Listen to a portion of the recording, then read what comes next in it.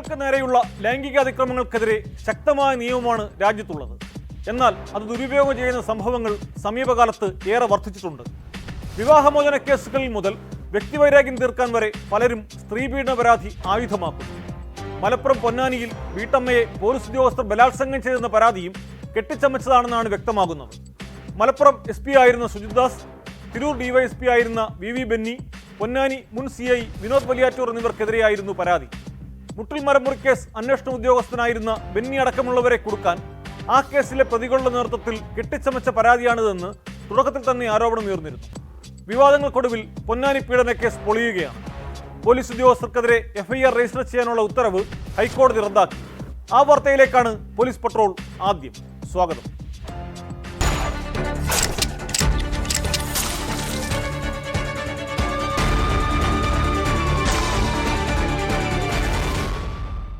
പൊന്നാനിയിലെ വീട്ടമ്മയുടെ പീഡന പരാതിയിൽ പോലീസ് ഉദ്യോഗസ്ഥർക്കെതിരെ FIR രജിസ്റ്റർ ചെയ്യാനുള്ള മജിസ്ട്രേറ്റ് കോടതി ഉത്തരവ് ഹൈക്കോടതി റദ്ദാക്കി.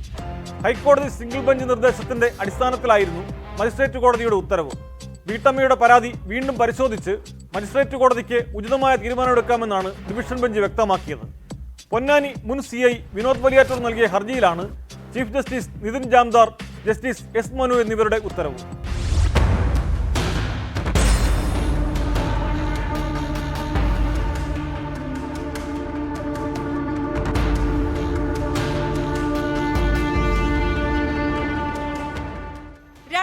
മുമ്പ് ഒരു സ്വത്ത് തർക്കത്തിൽ പരാതി നൽകിയ വീട്ടമ്മയെ നിരവധി പോലീസ് ഉദ്യോഗസ്ഥർ പീഡിപ്പിച്ചെന്നായിരുന്നു കേസ്.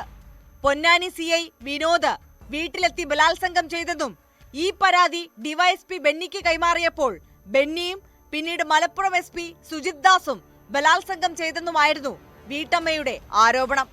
കേസിൽ തുടർ നടപടിയില്ലെന്ന് ചൂണ്ടിക്കാട്ടി വീട്ടമ്മ കഴിഞ്ഞ സെപ്റ്റംബറിൽ വീണ്ടും രംഗത്തെത്തി. ഇവരുടെ ആരോപണം ഒരു മാധ്യമം പുറത്തുവിട്ടതിന് തൊട്ടു പിന്നാലെ PV അൻവർ MLA ആരോപണത്തെ പിന്തുണച്ച് രംഗത്തെത്തി. ഇപ്പൊ ഇന്നലെ പൊന്നാനിയിലെ ഇന്ന് രാവിലെ റിപ്പോർട്ടർ വിട്ട വാർത്ത ഉണ്ടല്ലോ. എന്താണ് നിജസ്ഥിതി? പോലീസ് അന്വേഷിക്കട്ടെ. ഞാൻ പോയിരുന്നു പൊന്നാനി ആശ്രയെ കാണാൻ. ഇതിൽ ഒളിവും മറവൊന്നുമില്ല. അവിടെ ഉത്തരവാദിത്തപ്പെട്ട അവിടുത്തെ പൊതുപ്രവർത്തകരുടെ വീട്ടിലേക്കാണ് വന്നത്. ഒരു പൊതുപ്രവർത്തകനും 2 പ്രവർത്തകനുമല്ല, വനിതാ സഖാക്കൾ ഉണ്ടായിരുന്നു. അവിടെ നിന്നാണ് ഈ സ്ത്രീ ഈ മൊഴി മുഴുവൻ ഈ റിപ്പോർട്ടറിന് കൊടുക്കുന്നത്. അവർ പല പോലീസ് സ്റ്റേഷനിലും കയറി ഇറങ്ങിയതാ. CI പീഡിപ്പിച്ച കാര്യം പറയാൻ പോയി DYSP അതിലേറെ വലിയ പീഡകൻ. അവന്റെ പീഡനം സഹിക്കാൻ വയ്യാതെ SP-ന്റെ അടുത്ത് അതിലേറെ പീഡകൻ. വസ്തുത അന്വേഷിക്കട്ടെ, സത്യമുണ്ടോന്ന്. എന്നാൽ പരാതിയിൽ തുടർ നടപടിയില്ലെന്ന് ചൂണ്ടിക്കാട്ടി പിന്നീട് വീട്ടമ്മ ഹൈക്കോടതിയെ സമീപിച്ചു. വീട്ടമ്മയ്ക്ക് അനുകൂലമായി ഹൈക്കോടതി ഉത്തരവ് വന്നതോടെയാണ് പോലീസ് ഉദ്യോഗസ്ഥർക്കെതിരെ അന്വേഷണത്തിന് നടപടി തുടങ്ങിയത്. മുട്ടിൽ മരമുറി കേസിലെ അന്വേഷണ ഉദ്യോഗസ്ഥനാണ് കേസിൽ ആരോപണ വിധേയനായ DYSP ബെന്നി. ഇതും PV അൻവർ MLAയുടെ വിരോധവുമാണ് പരാതിക്ക് പിന്നിലെന്ന വാദവുമായി പോലീസ് ഉദ്യോഗസ്ഥർ ഹൈക്കോടതി ഡിവിഷൻ ബെഞ്ചിനെ സമീപിക്കുകയായിരുന്നു. പിന്നിൽ മരമുറി കേസിലെ പ്രതികളായ അഗസ്റ്റിൻ സഹോദരന്മാരാണെന്നും ഉദ്യോഗസ്ഥർ വാദിച്ചു. പീഡന ആരോപണം കള്ളമാണെന്ന് സർക്കാരും കോടതിയിൽ റിപ്പോർട്ട് നൽകി. കേസുമായി ബന്ധപ്പെട്ടുകൊണ്ട് ഉത്തരവാദിത്തപ്പെട്ടവരെ മുഴുവൻ ചോദ്യം ചെയ്യണം. അന്ന് പൊന്നാനി പ്രദേശത്ത് ചെന്ന ഒരു പൊതുപ്രവർത്തക എന്നുള്ള രീതിയിൽ ഞാൻ ഉൾപ്പെടെയുള്ള ആളുകളെ, പൊതുസമൂഹത്തിന്റെ മുന്നിൽ ഈ വിഷയം എത്തിച്ചിട്ടുള്ളവരെ എല്ലാം ചോദ്യം ചെയ്തുകൊണ്ട് ഒരു ജുഡീഷ്യൽ എൻക്വയറി നടത്താൻ അതിനുള്ള ഒരു തന്റേടം കേരളത്തിന്റെ ബഹുമാനപ്പെട്ട മുഖ്യമന്ത്രി കാണിക്കണം. കേസിൽ ഹൈക്കോടതി സിംഗിൾ ബെഞ്ചിന്റെ ഉത്തരവനുസരിച്ച് പൊന്നാനി മജിസ്ട്രേറ്റ് കോടതി പോലീസിന് നൽകിയ നിർദ്ദേശമാണ് ഇപ്പോൾ റദ്ദാക്കിയിരിക്കുന്നത്. അതേസമയം മജിസ്ട്രേറ്റ് കോടതിക്ക് പുതിയ നടപടികളുമായി മുന്നോട്ടു പോകാം.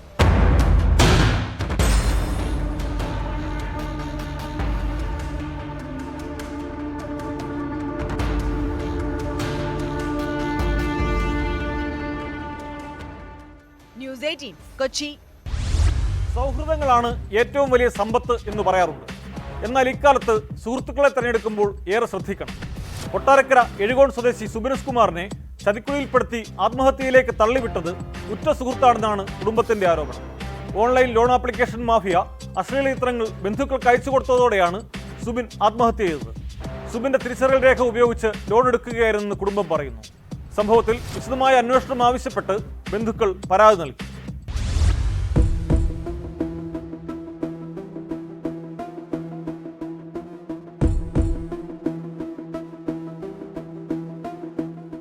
പാചകത്തൊഴിലാളിയായിരുന്നു സുബിൻ. കഴിഞ്ഞ തിങ്കളാഴ്ചയാണ് സുബിൻ ജോലി ചെയ്തിരുന്ന ഹോട്ടലിൽ തൂങ്ങി മരിച്ച നിലയിൽ കണ്ടെത്തിയത്. സുബിനോടൊപ്പം ജോലി ചെയ്തിരുന്ന ഒരാൾ സുബിൻ്റെ ID കാർഡുകൾ കരസ്ഥമാക്കുകയും സുബിൻ്റെ പേരിൽ ലോൺ ആപ്ലിക്കേഷൻ വഴി ലോൺ എടുക്കുകയും ചെയ്തിട്ടുണ്ടായിരുന്നു. ഇതിന് ഇരയായതാകട്ടെ സുബിൻ്റെ കുടുംബവും മാതാപിതാക്കളും എല്ലാമാണ്. ശരിക്കും വലിയൊരു വിയോഗ വാർത്തയാണ് ഇവിടെ നിന്ന് നമുക്ക് പങ്കുവെക്കാനുള്ളത്. സുബിൻ്റെ പിതാവ് നമ്മളോടൊപ്പം ചേരുകയാണ്. എന്താണ് സംഭവിച്ചതെന്ന് ചോദിച്ചറിയാം. ചേട്ടാ, ഇത് എങ്ങനെയായിരുന്നു നിങ്ങൾ അറിയുന്നത്? കോള് വരികയും ആ കോളിൽ അനാവശ്യമായിട്ടുള്ള രീതിയിലുള്ള ഒരു മെസ്സേജ് കിട്ടുകയും അവർ ഡയറക്റ്റ് വിളിച്ച് അവന് ഓൺലൈൻ ലോണുകൾ എടുത്തിട്ടുണ്ടെന്ന് അറിയുകയും ചെയ്തു. നമ്മളത് ഇല്ല എന്ന് പറയുകയും അങ്ങനെ ഒരു ആവശ്യം ഞങ്ങൾക്ക് വന്നിട്ടില്ല, എടുത്തിട്ടില്ല എന്ന് പറയുകയും ഞാനത് കട്ട് ചെയ്യുകയും ചെയ്തു. അതിനുശേഷം ഞങ്ങളുടെ മകനെ ഫോണിൽ വിളിച്ചപ്പോഴും ഫോണിൽ കിട്ടാതെ വന്ന് ഒരു 2-2.5 മണിക്കൂറെങ്കിലും ഞങ്ങൾ ട്രൈ ചെയ്തിട്ട് ഫോണിൽ കിട്ടാതെ വന്നപ്പോൾ ഞങ്ങൾ ഹോട്ടലിൻ്റെ ഉടമയെ വിളിക്കുകയും ചെയ്തു. ഹോട്ടലിൻ്റെ ഉടമയെ വിളിച്ചപ്പോൾ പറഞ്ഞു സുബിൻ്റെ മുറി ലോക്കിഡാണ്, സുബിയുടെ മുറിയുടെ ഫ്രണ്ടിലാണ് ഞങ്ങൾ നിൽക്കുന്നത്, സുബി ഹാങ് ചെയ്തിരിക്കുകയാണ്, തൂങ്ങി നിൽക്കുകയാണ്. സുബിൻ്റെ അക്കൗണ്ടിൽ നിന്നൊരു 22,000 രൂപ കുറച്ചാൾ മുന്നേ ഹാക്കായി പോയെന്ന് ഒരു പരാതി ഇങ്ങനെ ഞങ്ങളുടെ അടുത്ത് പറഞ്ഞു. അത് ഞങ്ങൾ പോലീസ് പരാതിയൊക്കെ സുബിൻ്റെ അന്ന് തന്നെ കൊടുത്തായിരുന്നു. അതിന് 2 ദിവസം കഴിഞ്ഞപ്പോഴാണ് ഓൺലൈൻ വഴി പൈസ എടുത്തെന്ന് പറഞ്ഞിട്ട് എന്നെ വിളിച്ച് പറഞ്ഞിട്ട് ഒരു സ്ത്രീ എന്നെ വിളിച്ചിട്ട് ഞാൻ ഓൺലൈനിൽ നിന്ന് പൈസ എടുത്തിട്ടുണ്ട്, ഒരു 3,500 രൂപ അടയ്ക്കണം എന്ന് പറഞ്ഞു. അപ്പം ഞാൻ ചോദിച്ചു ഞാൻ എടുത്തിട്ടുണ്ടെങ്കിലിപ്പം ഞാൻ എടുത്തിട്ടില്ലെന്നാണ് പറഞ്ഞു. അപ്പോൾ എൻ്റെ അടുത്ത് പറഞ്ഞു ഫോൺ ഹാക്ക് ചെയ്തല്ലേ, അപ്പോൾ ചിലപ്പോൾ എൻ്റെ ID വെച്ച് ആരെങ്കിലും എന്നെ പറ്റിച്ചതായിരിക്കും, അങ്ങനെ എൻ്റെ അടുത്ത് പറഞ്ഞു. ഈ സംഭവം നടക്കുന്നന്ന് ഒരു 2 മണിയൊക്കെ കഴിഞ്ഞപ്പം എനിക്ക് കോൾ വന്നു, പപ്പയുടെ ഫോണിൽ കോൾ വന്നു, മറ്റ് ചിത്രങ്ങളൊക്കെ അയക്കാൻ തുടങ്ങി. അത് പല നമ്പറിൽ നിന്ന് അവൾക്ക് കോളുകൾ വിളിക്കുന്നതും വാട്സപ്പിൽ മെസ്സേജ് ഒന്നും രണ്ട് നമ്പറിൽ നിന്നാണ്. നമ്മളൊന്ന് തിരിച്ചു വിളിച്ചാൽ കിട്ടത്തുമില്ല, ഗൾഫാന്നൊക്കെയാ നമ്പറൊക്കെ കാണിക്കുന്നത്. സുബിൻ്റെ ഏറ്റവും അടുത്ത സുഹൃത്താണ് സുബിനെ ഈ ഒരു അവസ്ഥയിലേക്ക് തള്ളിവിട്ടത് എന്ന് തന്നെയാണ് നമുക്ക് ഒന്നും അറിയാൻ കഴിയുന്നത്. പൊതുപ്രവർത്തകരെല്ലാം ഇവിടെ ഉണ്ട്, ചോദിച്ചറിയാം ഈ ഒരു സംഭവത്തെ എങ്ങനെയാണ് ശരിക്കും ഇതുമൂലമുണ്ടായ ഒരു വിപത്ത് എന്ന് പറയുന്ന ഒരു കുടുംബം അന്യാധീനപ്പെട്ടു പോവുകയാണ്. അതിൽ ഈ പറയുന്ന ഇത് ഒരു സുബിനുണ്ടായാൽ ഇനി ഒരു സുബിന് ഉണ്ടാകാതിരിക്കാൻ വേണ്ട നിയമ സംരക്ഷണവും നടപടിയുമാണ് അക്കാര്യത്തിൽ ഗവൺമെൻറ്റിൻ്റെ ഭാഗത്ത് ഉണ്ടാകുന്നത്.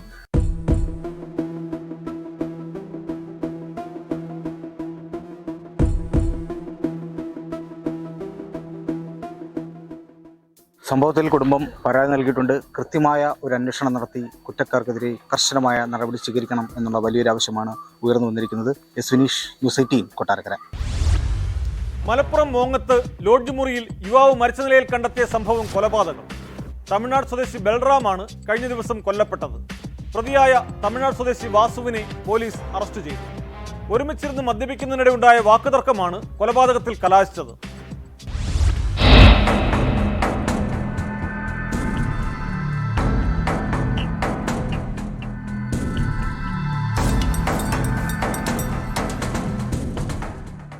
മോങ്ങം ഹിൽ ടോപ്പിലെ ലോഡ്ജ് മുറിയിലാണ് ബൽറാം മരിച്ചു കിടന്നത്. പോലീസ് നടത്തിയ പരിശോധനയിൽ തലയ്ക്ക് മുറിവുകളുള്ളതായി കണ്ടെത്തി.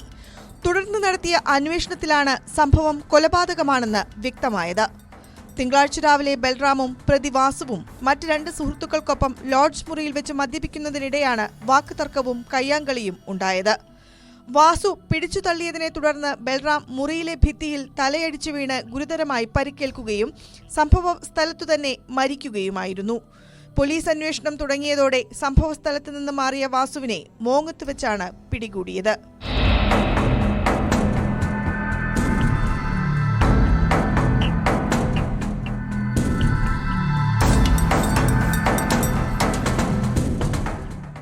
മദ്യപിക്കുന്നതിനിടെയുണ്ടായ കയ്യാങ്കളിയിലാണ് ബൽറാം കൊല്ലപ്പെട്ടതെന്ന് വാസു പോലീസിന് മൊഴി നൽകി. ബൽറാം ഭിത്തിയിൽ തലയടിച്ചു വീണതോടെ പരിഭ്രാന്തനായ താൻ ലോഡ്ജിൽ നിന്ന് ഓടി രക്ഷപ്പെട്ടെന്നാണ് വാസുവിന്റെ മൊഴി. 20 വർഷമായി മോങ്ങത്ത് കൽപ്പണിക്കാരായിരുന്നു ബൽറാമും വാസുവും. ഇരുവരും തമിഴ്നാട് മയിലാടുംപുറം സ്വദേശികളാണ്. കൊണ്ടോട്ടി CI PM ഷമീറിന്റെ നേതൃത്വത്തിലാണ് വാസുവിനെ അറസ്റ്റ് ചെയ്തത്. കൊലക്കുറ്റത്തിന് കേസെടുത്ത് കോടതിയിൽ ഹാജരാക്കിയ പ്രതിയെ റിമാൻഡ് ചെയ്തു.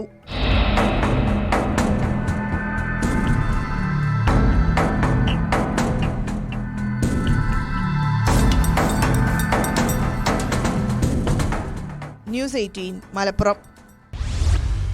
തിരുവനന്തപുരം പേരൂർക്കട അമ്പലമുക്കിൽ നടന്ന വിനീത കൊലക്കേസ് കേരളത്തെ ആകെ നടുക്കിയ സംഭവമാണ്. ഈ കേസിൽ സാക്ഷി വിസ്താരം പൂർത്തിയായി. അലങ്കാരച്ചെടി വിൽപ്പനശാലയിലെ ജീവനക്കാരിയായ വിനീതയെ കടയിൽ കയറിയാണ് കഴുത്ത് മുറിച്ച് കൊലപ്പെടുത്തിയത്. പ്രതി കന്യാകുമാരി സ്വദേശി രാജേന്ദ്രൻ ആഭരണങ്ങൾ കവരാനായാണ് കൊല നടത്തിയത്. ഇരയുടെ ശബ്ദം പുറത്തുവരാത്ത രീതിയിൽ സ്വനപേടകത്തിൽ ആഴത്തിൽ മുറിവേൽപ്പിച്ച് കൊല നടത്തുന്ന പ്രതി സമാന രീതിയിൽ തമിഴ്നാട്ടിൽ ഒരു കുടുംബത്തിലെ 3 പേരെ കൊന്നിരുന്നു.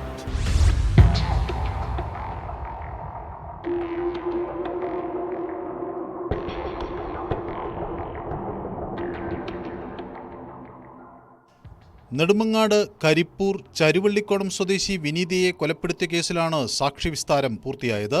തിരുവനന്തപുരം 7ാം അഡീഷണൽ ജില്ലാ സെഷൻസ് ജഡ്ജി പ്രസൂൺ മോഹനാണ് കേസ് പരിഗണിക്കുന്നത്. തമിഴ്നാട്ടിൽ ഒരു കുടുംബത്തിലെ 3 പേരെ പ്രതി രാജേന്ദ്രൻ സമാന രീതിയിൽ കൊലപ്പെടുത്തിയിരുന്നു. ഇത് സ്ഥിരീകരിക്കുന്നതിൻ്റെ ഭാഗമായി സ്പെഷ്യൽ പബ്ലിക് പ്രോസിക്യൂട്ടറുടെ ആവശ്യപ്രകാരം കോടതി തമിഴ്നാട്ടിൽ നിന്നുള്ള ഉദ്യോഗസ്ഥരെ വിളിച്ചുവരുത്തി. തുടർ നടപടികളുടെ ഭാഗമായി സാക്ഷിമൊഴികളിലെ നിജസ്ഥിതിയും പ്രതിയോട് കോടതി ചോദിച്ചു മനസ്സിലാക്കും. 2022 ഫെബ്രുവരി 6 രാവിലെ 11:50 വിനീത കൊല്ലപ്പെട്ടത്. കോവിഡ് മാനദണ്ഡങ്ങളുടെ ഭാഗമായുള്ള കർശന നിയന്ത്രണങ്ങൾ തലസ്ഥാനത്തുള്ളപ്പോൾ പ്രതി കടയിൽ കടന്നുകയറി വിനീതയെ കൊലപ്പെടുത്തി 4.5 പവൻ തൂക്കമുള്ള സ്വർണ്ണമാല അപഹരിച്ചെന്നാണ് കേസ്.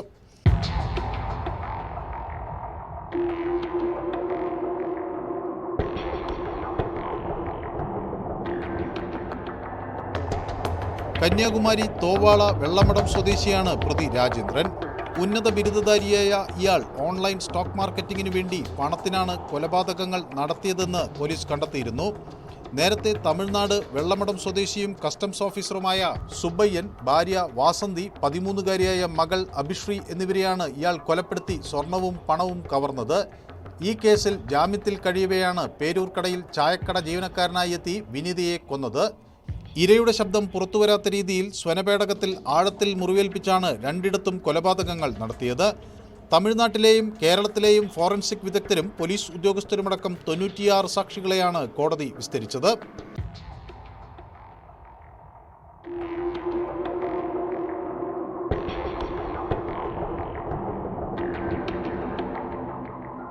ന്യൂസ് 18 തിരുവനന്തപുരം.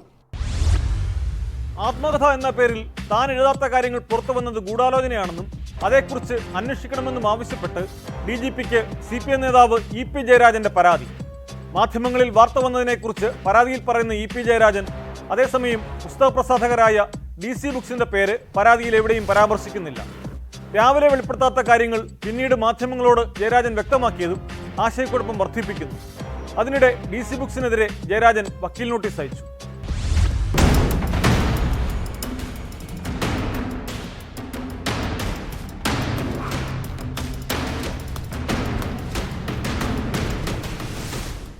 താൻ എഴുതിയ ആത്മകഥ ഇപ്പോഴും വീട്ടിലിരിക്കുന്നു എന്നാണ് രാവിലെ മാധ്യമങ്ങളോട് ജയരാജൻ പറഞ്ഞത്. എൻ്റെ ആത്മകഥ ഞാൻ എഴുതിക്കൊണ്ടിരിക്കുകയാണ്. അത് പ്രസിദ്ധീകരിക്കാൻ ഒരാളെയും ചുമതലപ്പെടുത്തിയിട്ടില്ല. ഞാൻ എഴുതിയിടത്തോളമുള്ള കാര്യങ്ങൾ അത് പ്രിന്റ് ചെയ്യുന്നതിന് വേണ്ടി ആരെയും ഏൽപ്പിച്ചിട്ടില്ല.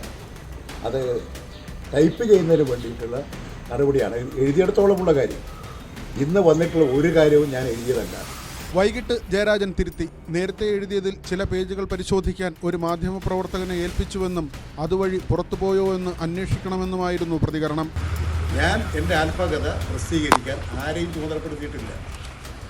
എന്നോട് DC ബുക്സുകാർ ചോദിച്ചിരുന്നു, മാതൃഭൂമി ബുക്സ് ചോദിച്ചിരിക്കുന്നു, മാതൃഭൂമിയുടെ ശശി ഞാനുമായിട്ട് സംസാരിച്ചിട്ടുണ്ട്.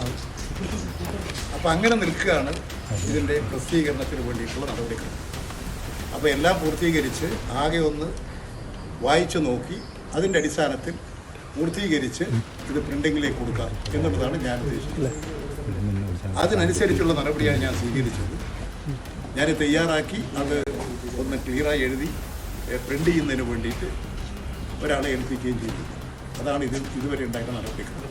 DC ബുക്സിന്റെ ഓൺലൈൻ പേജിലൂടെ കഴിഞ്ഞ ദിവസം ജയരാജന്റെ ആത്മകഥയുടെ കവർ പേജ് പുറത്തു വന്നിരുന്നു. പിന്നാലെയാണ് ആത്മകഥയുടെ ഭാഗങ്ങൾ എന്ന തരത്തിൽ വിവാദ പരാമർശങ്ങൾ വെളിപ്പെട്ടത്. DGPക്ക് പരാതി നൽകിയെങ്കിലും DC ബുക്സ് എന്നൊരു പ്രയോഗം പോലുമില്ല. താൻ എഴുതാത്ത കാര്യങ്ങൾ പുറത്തു വന്നത് ഗൂഢാലോചനയാണെന്നും ഇതേക്കുറിച്ച് അന്വേഷിക്കണമെന്നുമാണ് ജയരാജൻ്റെ പരാതിയിലെ ആവശ്യം. ആത്മകഥയുടെ ഭാഗങ്ങൾ പുറത്തു വന്ന ശേഷം തങ്ങൾക്ക് ഇതിൽ പങ്കില്ല എന്ന നിഷേധം DCയുടെ ഭാഗത്തു നിന്നും ഇതുവരെ ഉണ്ടായിട്ടില്ല.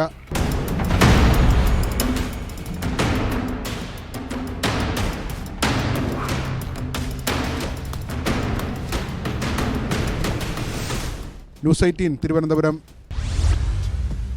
ADM നവീൻ ബാബുവിന്റെ ആത്മഹത്യയിൽ പോലീസ് അന്വേഷണം തുടരുകയാണ്.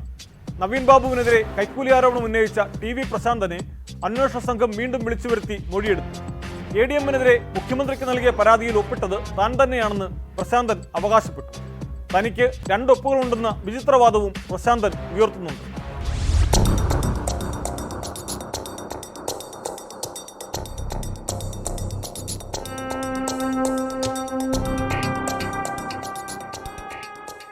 പെട്രോൾ പമ്പിന് അംഗീകാരം നൽകുന്നതുമായി ബന്ധപ്പെട്ട് ADM നവീൻ ബാബു 91,500 രൂപ കൈക്കൂലി വാങ്ങിയെന്നാണ് പെട്രോൾ പമ്പ് ഉടമ TV പ്രശാന്തൻ മുഖ്യമന്ത്രിക്ക് അയച്ച പരാതിയിൽ പറഞ്ഞിരുന്നത്. എന്നാൽ പരാതിയിൽ പേരിലും ഒപ്പിലും വൈരുദ്ധ്യമുള്ളത് വാർത്താ പ്രാധാന്യം നേടിയിരുന്നു. മുഖ്യമന്ത്രിക്ക് നൽകിയ പരാതിയിലെ ഒപ്പും സ്ഥലമുടമകളുമായുള്ള കരാറിലെ ഒപ്പും തമ്മിൽ വൈരുദ്ധ്യമുണ്ടായിരുന്നു. എന്നാൽ 2 ഒപ്പുകളും തന്റേത് തന്നെയാണെന്ന വിചിത്രവാദമാണ് പ്രശാന്തൻ ഉന്നയിക്കുന്നത്. തനിക്ക് 2 ഒപ്പുകളുണ്ടെന്നും തന്റെ ഒപ്പുകൾ മാധ്യമങ്ങൾക്ക് അറിയില്ലെന്നും TV പ്രശാന്തൻ അന്വേഷണ സംഘത്തോട് പറഞ്ഞു.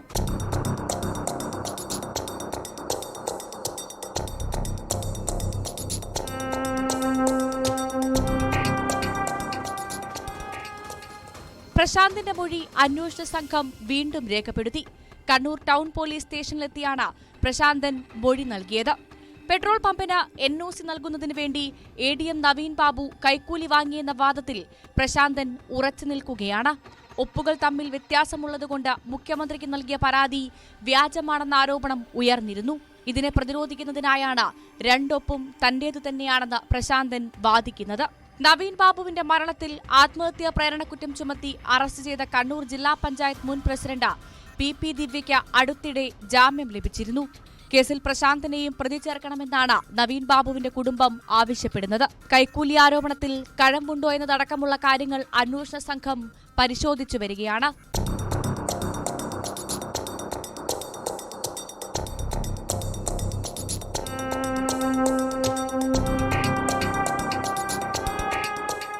ന്യൂസ് 18 കണ്ണൂർ.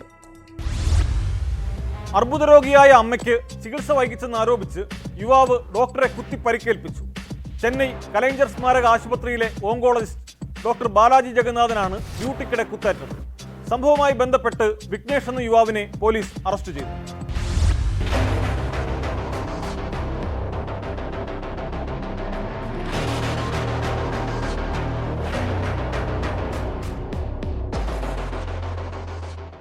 അർബുദബാധിതയായ അമ്മയ്ക്ക് ശരിയായ ചികിത്സ ലഭിച്ചില്ലെന്നാരോപിച്ചാണ് വിഘ്നേഷ് ഡോക്ടറെ ആക്രമിച്ചതെന്നാണ് വിവരം. ക്യാൻസർ വാർഡിൽ ഡ്യൂട്ടിക്കിടെയാണ് സംഭവം.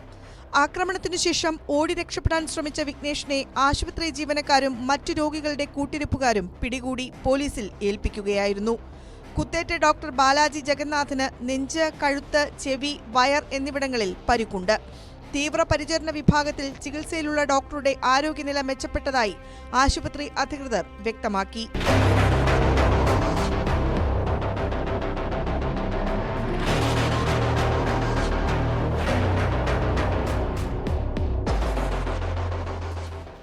പ്രതി ചെന്നൈ സ്വദേശി വിഘ്നേഷ് 7 തവണ ഡോക്ടറെ കുത്തിയതായാണ് വിവരം.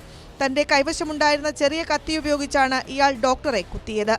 പ്രതിയെ പോലീസ് അറസ്റ്റ് ചെയ്തു. സംഭവത്തിൽ തമിഴ്നാട് മുഖ്യമന്ത്രി MK സ്റ്റാലിൻ വിശദമായ അന്വേഷണത്തിന് ഉത്തരവിട്ടിട്ടുണ്ട്. അതേസമയം ഡോക്ടറെ ആക്രമിച്ച സംഭവത്തിൽ ആരോഗ്യ പ്രവർത്തകർ കടുത്ത പ്രതിഷേധമാണ് ഉയർത്തുന്നത്.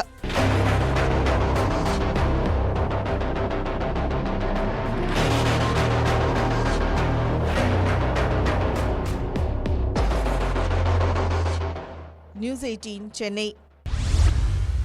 കേരളത്തിൽ വൻ കവർച്ച ലക്ഷ്യമിട്ടെത്തിയ അന്തർ സംസ്ഥാന കവർച്ചാ സംഘത്തിലെ 2 പേരെ കാസർഗോഡ് പിടികൂടി. 4 പേർ ഓടി രക്ഷപ്പെട്ടു. രഹസ്യവിവരത്തെ തുടർന്ന് നടത്തിയ പരിശോധനയിലാണ് മോഷ്ടാക്കളെ പിടികൂടാനായത്. കവർച്ചയ്ക്ക് ഉപയോഗിക്കുന്ന ആയുധങ്ങളും പോലീസ് കണ്ടെടുത്തു.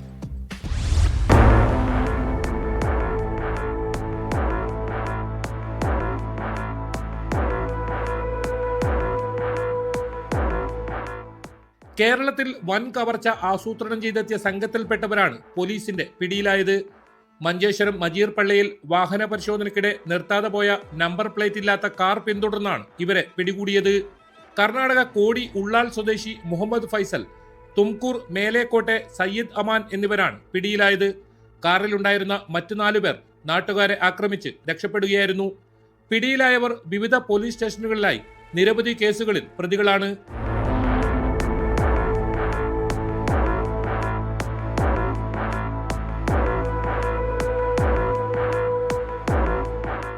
കവർച്ചാ സംഘം സഞ്ചരിച്ച കാറിൽ നിന്നും gas cutter, oxygen cylinder, gas cylinder, drilling machine, വടിവാളുകൾ, കൊടുവാളുകൾ, കൊത്തുളുകൾ എന്നിവയ്ക്കു പുറമെ കയ്യുറകൾ, മങ്കിക്കാപ്പുകൾ എന്നിവയും കണ്ടെടുത്തു. പ്രതികൾക്കെതിരെ കവർച്ചക്കായി കൂട്ടുചേർന്നതിനും ആയുധ നിയമപ്രകാരവും കേസെടുത്തതായി പോലീസ് പറഞ്ഞു. രക്ഷപ്പെട്ട 4 പേർക്ക് വേണ്ടി തിരച്ചിൽ ഊർജിതമാക്കിയിട്ടുണ്ട്. കഴിഞ്ഞ ദിവസങ്ങളിൽ ജില്ലയിൽ വ്യാപകമായ കവർച്ചയാണ് റിപ്പോർട്ട് ചെയ്തത്. ഇതിന്റെ അടിസ്ഥാനത്തിൽ പോലീസ് പരിശോധനയും ശക്തമാക്കിയിരുന്നു.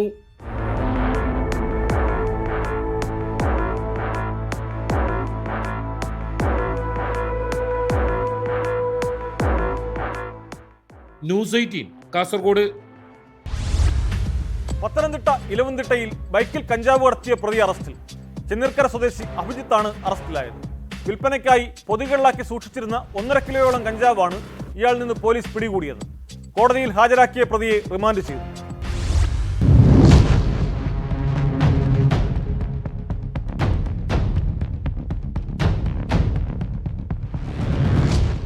പോലീസിന് ലഭിച്ച രഹസ്യവിവരത്തിന്റെ അടിസ്ഥാനത്തിൽ പരിശോധന നടത്തുമ്പോഴാണ് ഇലവന്തിട്ട മലങ്കാവിൽ വെച്ച് അഭിജിത്ത് പിടിയിലായത്. ബൈക്കിലെത്തിയ ഇയാളുടെ കയ്യിലുണ്ടായിരുന്ന ബാഗിൽ നിന്നാണ് പോലീസ് കഞ്ചാവ് കണ്ടെടുത്തത്. പോലീസ് പരിശോധന കണ്ട് രക്ഷപ്പെടാൻ പ്രതി ശ്രമിച്ചെങ്കിലും പിടിയിലാവുകയായിരുന്നു.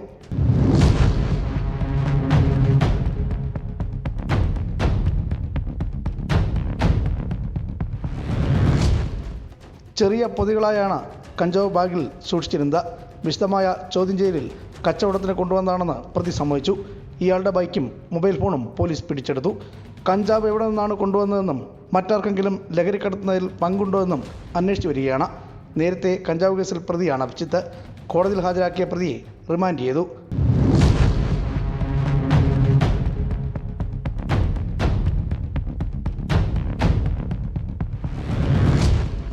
News 18 Pathanamthitta.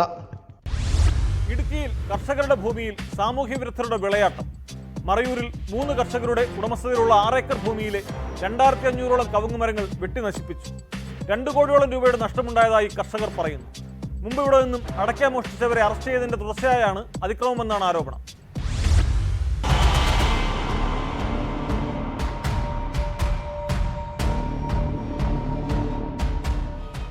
സഹോദരങ്ങളായ Vadakkeparambil Davis, Simon എന്നിവരുടെ ഉടമസ്ഥതയിലുള്ള 5 ഏക്കർ ഭൂമിയിലെയും അയൽവാസിയായ രാജുവിന്റെ 1 ഏക്കർ ഭൂമിയിലെയും കവുങ്ങുകളാണ് വെട്ടിയത്.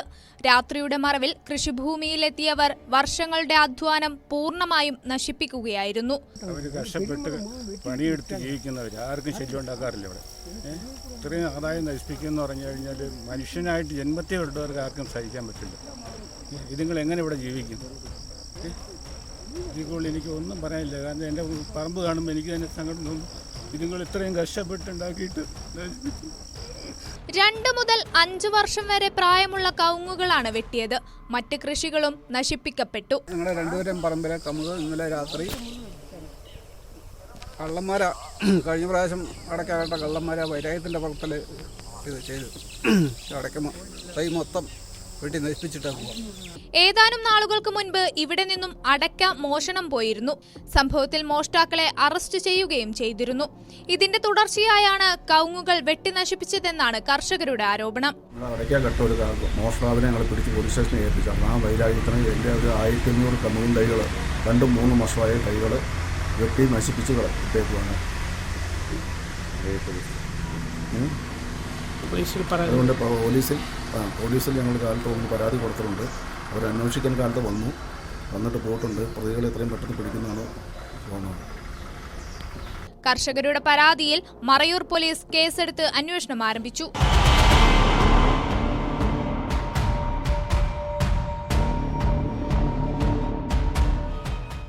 ന്യൂസ് 18 ഇടുക്കി. കുറ്റകൃത്യങ്ങളുടെ മറ്റു ചില വാർത്തകൾ ചുരുക്കത്തിൽ.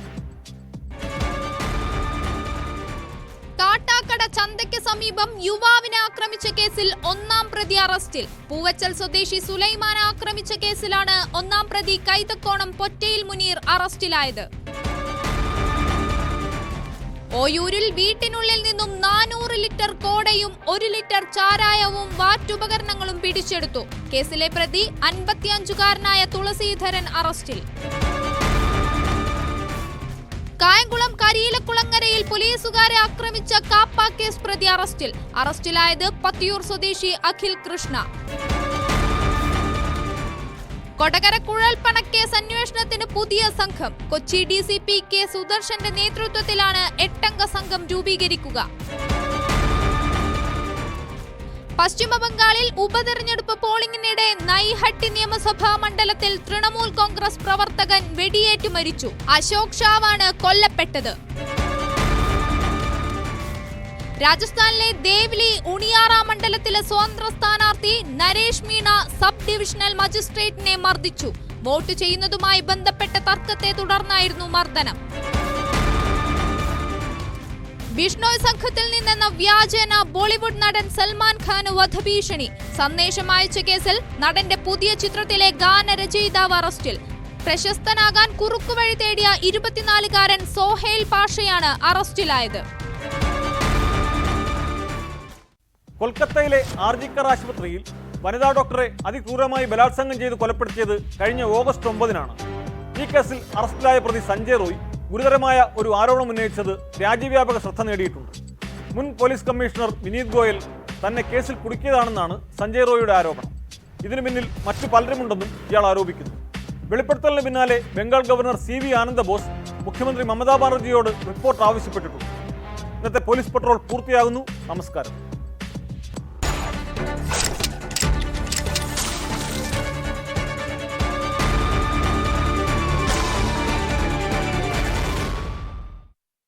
സംസ്ഥാനത്ത്